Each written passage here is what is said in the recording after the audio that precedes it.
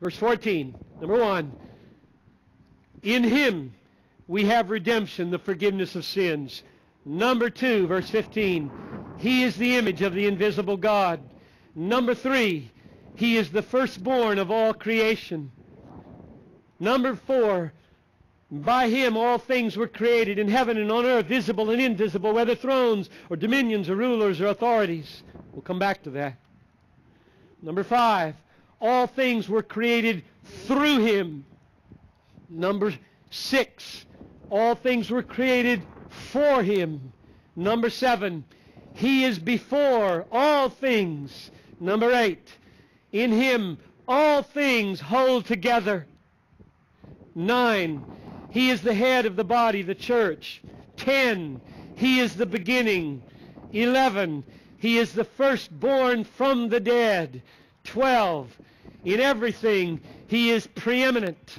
13, verse 19, in Him all the fullness of God was pleased to dwell.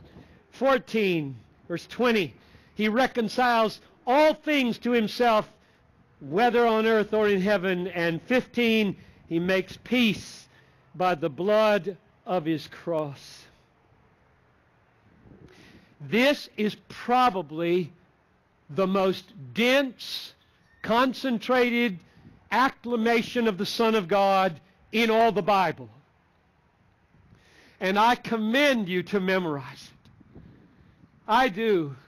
If that's one takeaway from today's message, it would be verses 14 to 20 of Colossians. Memorize it, so that if any person or any power or any wisdom or any love awakens your admiration or your amazement or your joy, let it be the greatest person and the greatest wisdom and the greatest love and the greatest power, Jesus Christ. Everybody on this parking lot is moved at some time or other to be admiring or amazed about somebody or something. You all have capacities for amazement and admiration and love. And I just want to plead with you, memorize those 15 things about Jesus so that your heart will rise with affections for Him that correspond in some measure to the worth that He has as our treasure. We naturally get amazed at television or movies or bridge collapses or great natural phenomena. We do not by nature feel amazement at the most amazing reality in the universe, which was just described to you. That means we have to pray. We have to meditate. We have to deny ourselves. We have to plead for new hearts.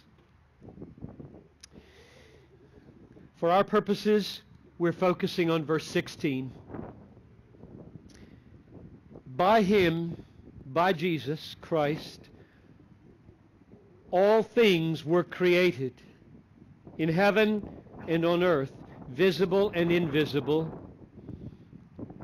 whether thrones or dominions or rulers or authorities. All things were created through Him and for Him. Jesus made the world. Jesus made everything.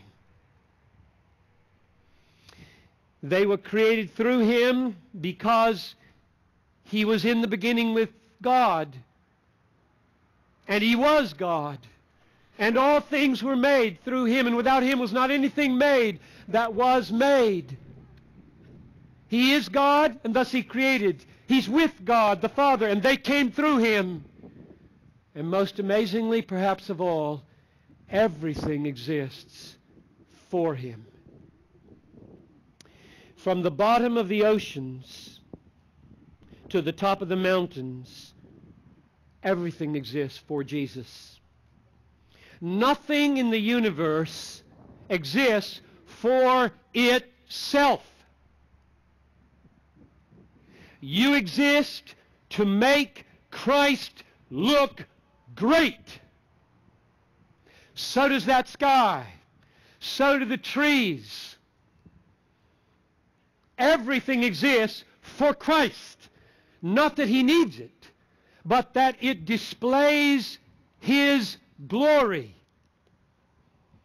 From the most boring school subject to the most fascinating science, from the smallest particle to the biggest star, from the ugliest cockroach in a cave to the most beautiful human being, from the greatest saint to the most wicked, genocidal dictator.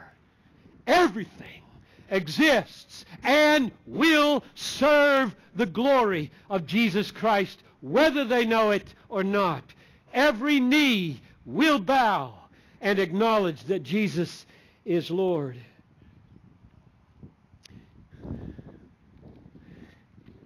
All things. Now just think of this now. Get this. Of the millions of things that Paul could have paused to mention specifically, what did he pause to mention in verse 16? What does he choose to mention? Sky? Human eyeball with its amazing wonders? Animals? Seas? Mountains? What did he choose of all the things he could choose to say, these Christ made and these exist for Christ? Answer: thrones, dominions, powers, rulers, authorities. What's that? Paul knows what he's doing here. Paul knows what he's going to say in chapter 2, verse 15. You might want to look at it. Those last two things, rulers and authorities, they pop up throughout Paul's letters. Who are they?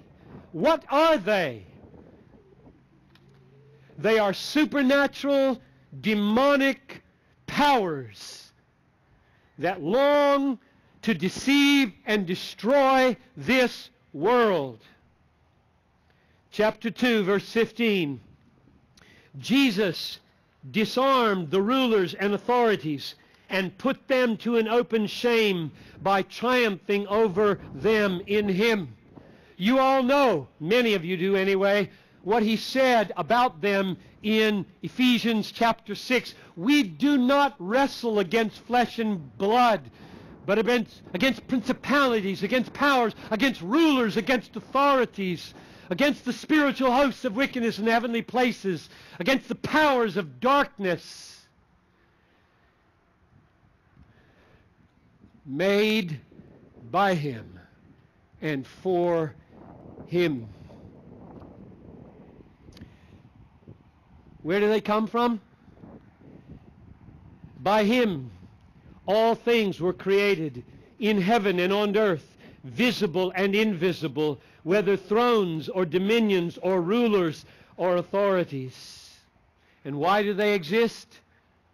All things were created through Him and for Him. Be careful. It does not say He made them evil. He just made them.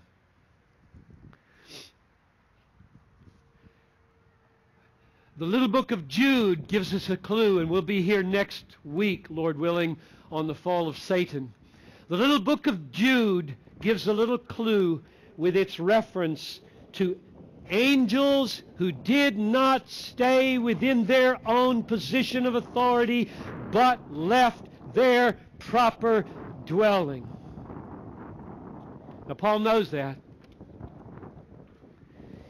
He knows that these rulers and authorities that Jesus Christ nullified at the cross fell. And he knows something else that we're going to see in the next few weeks that has greater implications. He knows that Jesus Christ knew before they fell,